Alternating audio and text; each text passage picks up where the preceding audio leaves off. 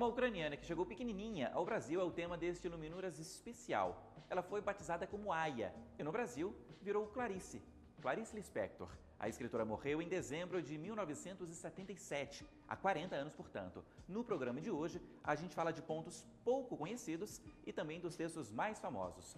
Nossos convidados são a ministra Elizabeth Rocha, do Superior Tribunal Militar, o professor de literatura André Luiz Gomes e o jornalista Antônio Carlos Queiroz.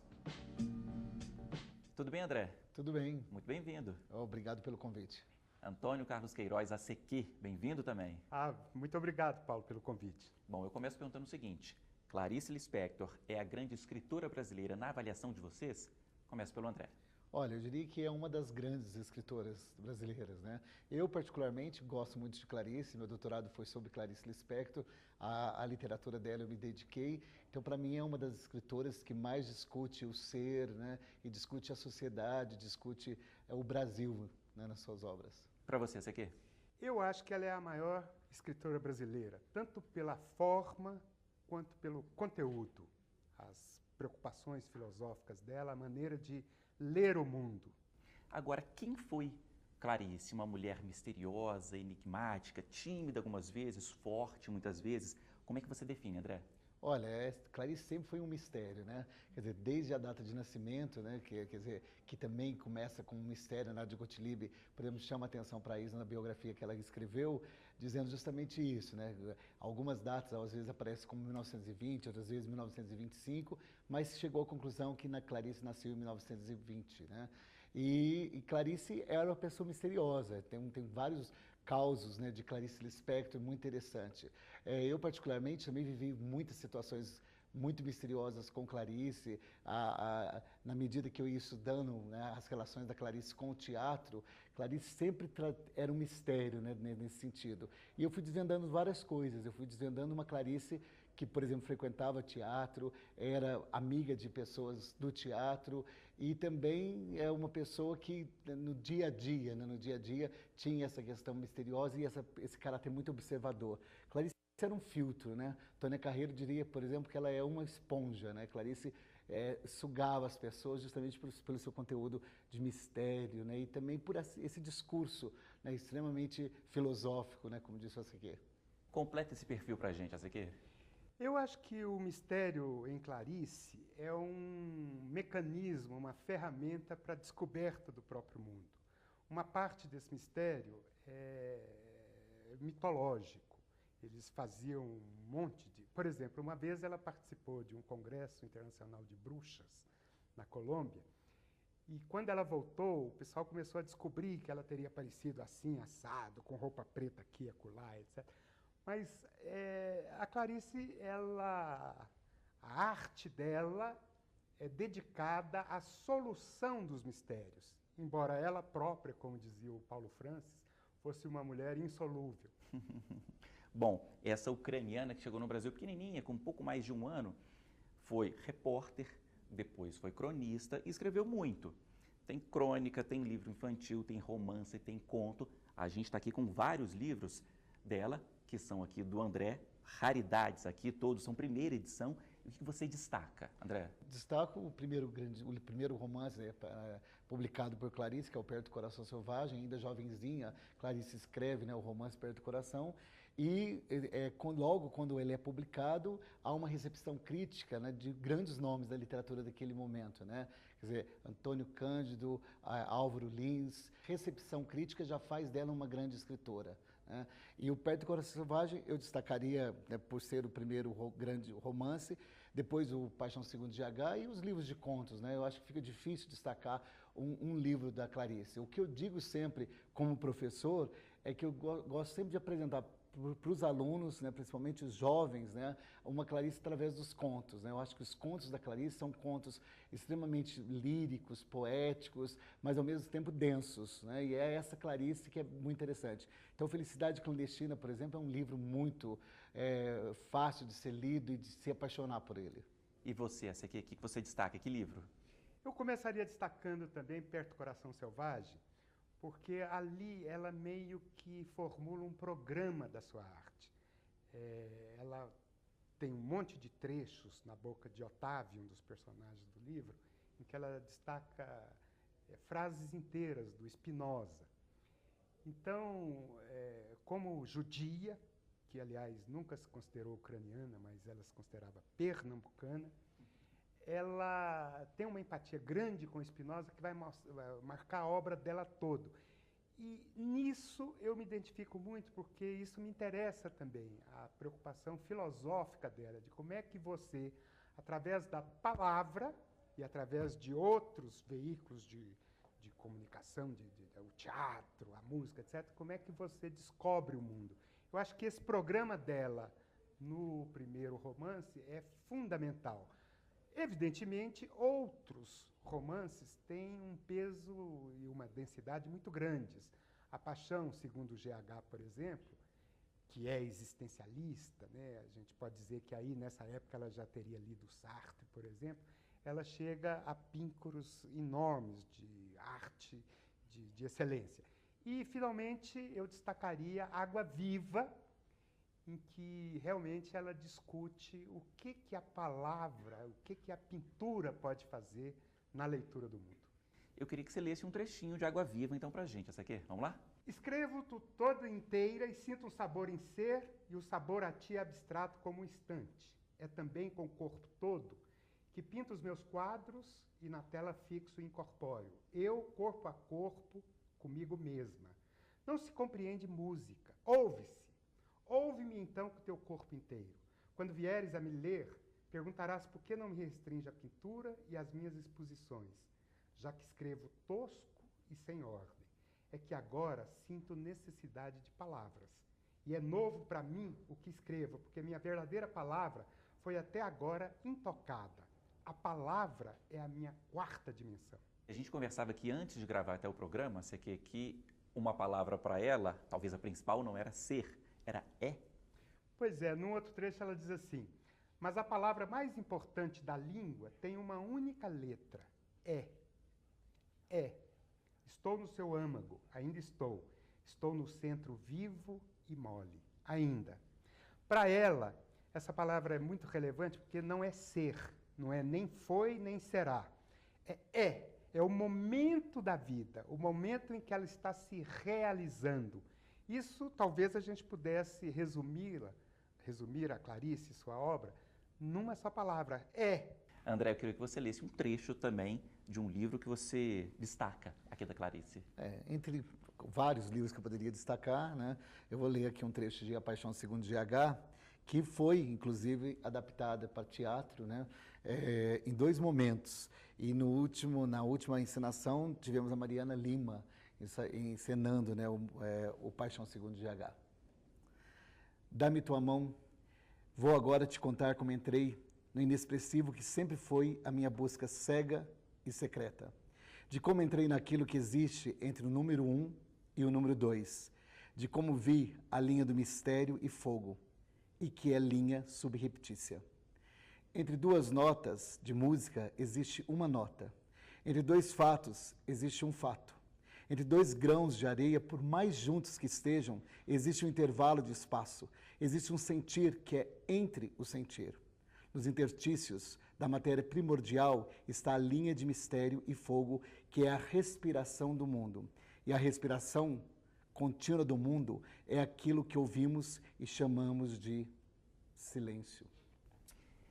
É muito legal você ler esse trecho, porque é a sua cara, né? Você é um estudioso do teatro, faz teatro, estuda teatro e estudou a relação da Clarice com o teatro no doutorado, não é isso? Isso mesmo. O que você concluiu, André? A primeira conclusão que eu cheguei, né, que há muita relação de Clarice com o teatro, né? Quer dizer, uma autora que é uma romancista, uma contista consagrada e que é tida pelo crítico, parte da crítica, como uma autora hermética, né? E que, na verdade, é muito adaptada para teatro e que escreveu também teatro. Isso é interessante porque ela frequentava teatro, gostava de teatro e escreveu. Escreveu uma única peça, né, que é A Pecadora Queimada ou Os Anjos Harmoniosos, que foi publicada na segunda parte do Legião Estrangeira, né, na primeira edição. E nessa segunda parte, ela inseriu A Pecadora Queimada por sugestão do poeta Manuel Bandeira.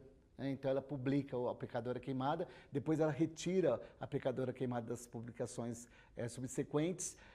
E A Pecadora Queimada já foi montada também 2 vezes no teatro, né? O Antônio José, que é cineasta também, foi o primeiro a levar A Pecadora Queimada num projeto do Sesc em São Paulo, que era de textos curtos. A Claire Varran chama de um esboço de texto, de peça teatral, mas é um texto teatral, quer dizer, ela navega também pela dramaturgia.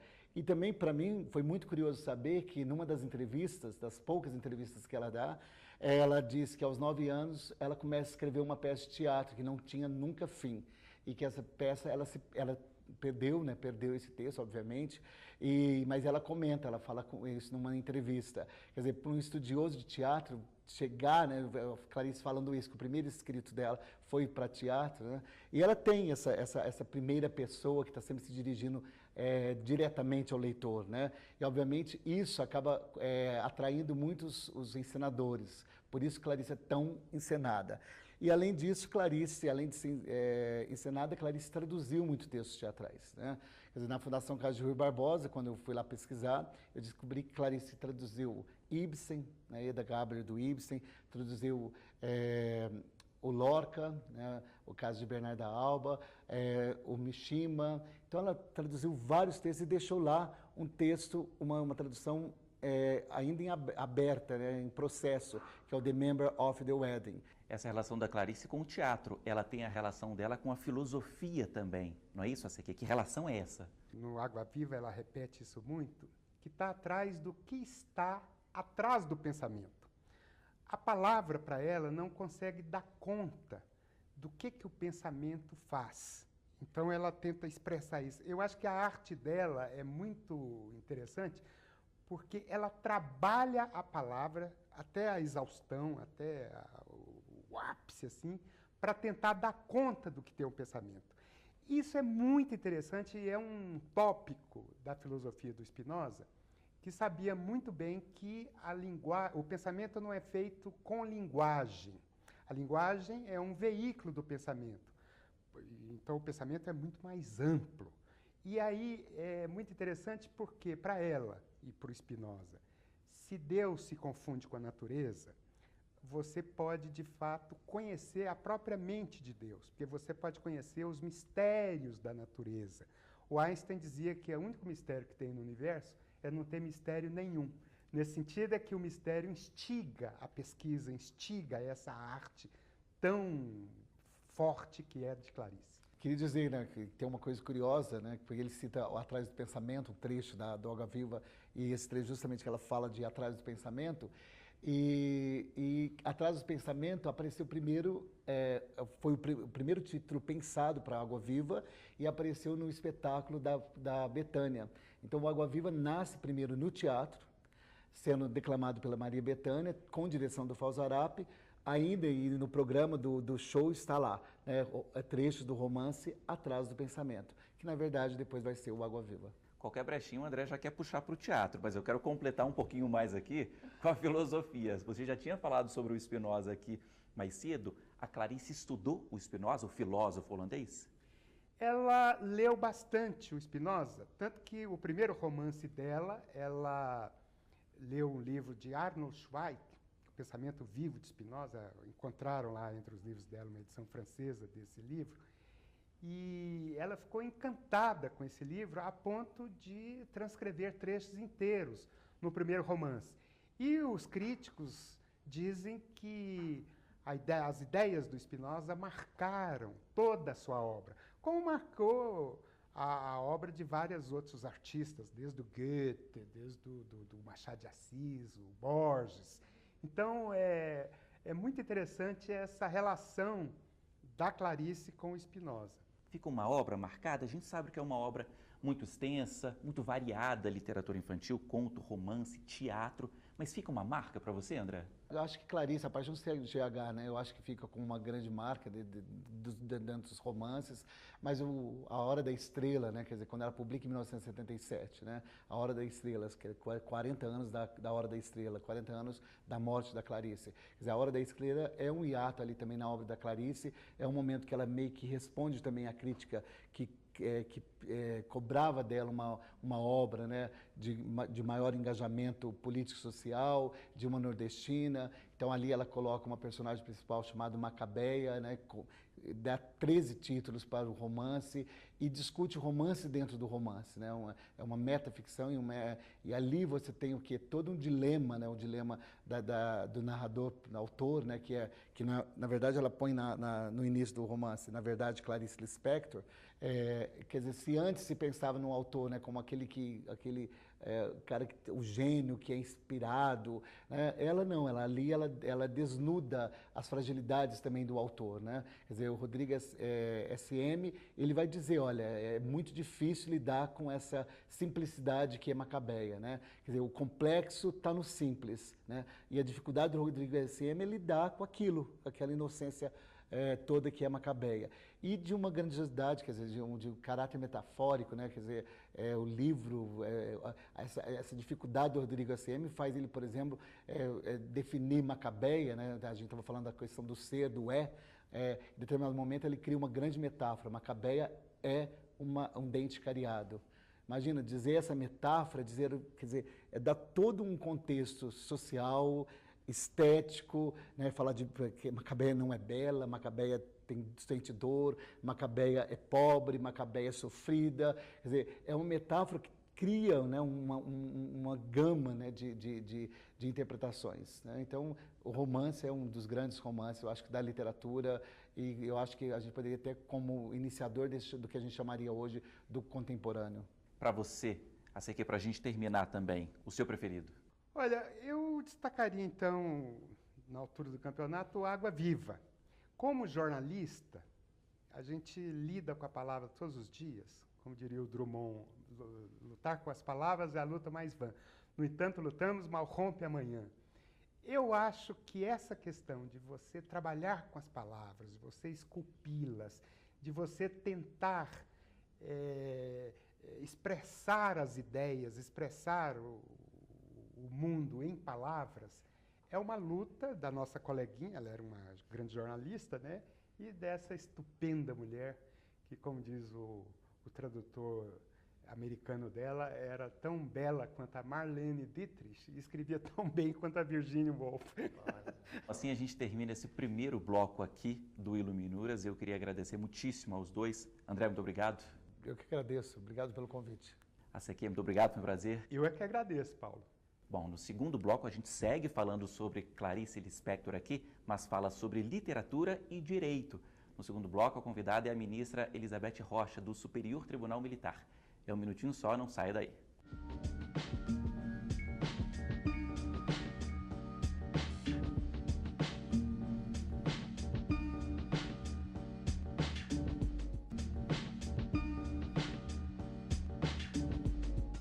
O Iluminuras está de volta, a gente segue falando sobre Clarice Lispector. Dessa vez eu incluo o direito. Na nossa conversa, quem nos acompanha é a ministra Elizabeth Rocha, do Superior Tribunal Militar. Muito obrigado pela presença. Eu que agradeço ter sido convidada para discutir um assunto tão instigante que é a obra de Clarice Lispector. Agradeço também pelo abrigo, a gente está aqui na casa da senhora. É um prazer muito grande recebê-lo. Bom, eu queria começar falando sobre justiça. O que, ministra, na obra de Clarice, a senhora identifica como fundamental sobre justiça? Eu acho que toda a obra da Clarice denuncia, de alguma forma, né, seja através das mulheres, seja através dos personagens que ela constrói, né, as desigualdades e as diferenças que permeiam os seres humanos. Mas existem duas obras em específico, um conto que me chama muita atenção, que é o Mineirinho, né, e também A Hora da Estrela, que foi imortalizado pela Suzana Amaral, que inclusive ganhou o Urso de Berlim, o Urso de Prata no Festival de Berlim, com um desempenho magnífico da Marcélia Cartacho, que mostra como é cruel, não é, essa desigualdade entre humanos.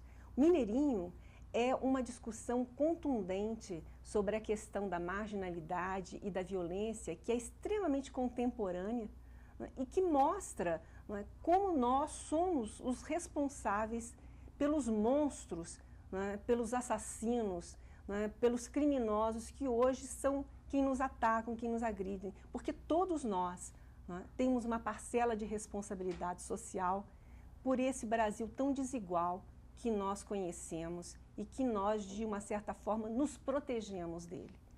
Existem passagens no Mineirinho, né, onde ela demonstra, né, aquele marginal que foi assassinado pela polícia com tiros desnecessários, porque o primeiro seria suficiente para matá-lo, onde a narrativa ela é contundente. E ela diz assim: mas há alguma coisa que se me faz ouvir o primeiro e o segundo tiro com um alívio de segurança, a segurança que todos nós sentimos, não é? E que está tão bem retratado num filme de Buñuel, Os Excluídos, quando morre um criminoso e ele diz, menos um, não é? É essa sensação que a sociedade tem, não é? O terceiro me deixa alerta, no quarto desassossegada, o quinto e o sexto me cobrem de vergonha. O sétimo e o oitavo eu ouço com o coração batendo de horror. O nono e no 10º minha boca está trêmula. No 11º digo em espanto o nome de Deus. No 12º chamo meu irmão. O 13º tiro me assassina, porque eu sou o outro, porque eu quero ser o outro. Nós somos o outro, mas não temos consciência disso. E talvez essa seja a grande fatalidade, não é, que a sociedade brasileira enfrenta e que a justiça também enfrenta, porque somos nós, juízes, não é, que julgamos, e eu sou uma juíza criminal, e que julgamos todos os dias os nossos irmãos, os nossos seres humanos que se assemelham a nós, e aplicamos a eles uma sentença que vai repercutir em toda a sua vida, né? Somos nós que sofremos talvez o grande impacto, claro, para além da vítima. A senhora até falava nessa primeira parte sobre justiça e também sobre mulher. Quero falar agora especificamente sobre a mulher, sobre o universo feminino na obra de Clarice. O que mais te chama a atenção? Clarice, né, talvez a teoria da literatura vá defini-la como uma feminista. Eu acho que feminista somos todos nós, homens e mulheres, que buscamos a igualdade. Mas Clarice, para mim, era uma autora que tratava sobre a existência humana. A primeira vez que eu tive contato com a obra dela foi o conto Feliz Aniversário. Eu tinha 13 anos, estudava no Sacré-Cœur de Marie para ser uma moça bem comportada, bem educada e preencher todos aqueles padrões sociais que se esperava de uma mulher da minha época, não é? E foi um espanto, não é, ver a história de uma avó que é tratada como um objeto pela família, né, colocada na ponta da mesa no dia do seu aniversário, uma família disfuncional e uma prole que não vingou existencialmente falando. E a idosa, né, a velha, como ela é tratada no conto, se dá conta de toda a sua frustração, né, como mãe e como mulher. Então, ela conseguiu, por meio das suas personagens, a despeito dela dizer que não gostava de rótulos, né, e que ela se considerava um escritor e não uma escritora. E é interessante também Clarice dizer que nunca sorria nas fotografias, né, porque uma mulher que sorria, uma escritora que sorrisse, ela era mal vista, ela não era respeitada. Ela foi uma mulher que denunciou a opressão do universo feminino, né, na Hora da Estrela, com a Macabeia, que vem de Macabeus, né, que significa resistência, que foi o exército israelense que lutou para poder se libertar.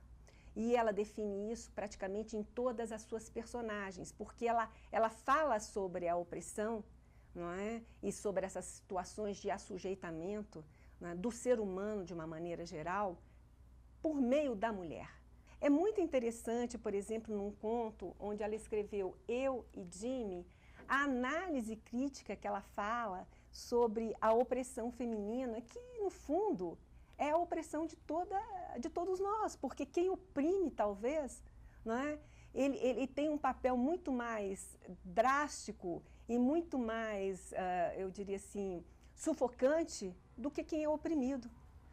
E aí ela diz o seguinte: mamãe, antes de casar, segundo tia Emília, era um foguete.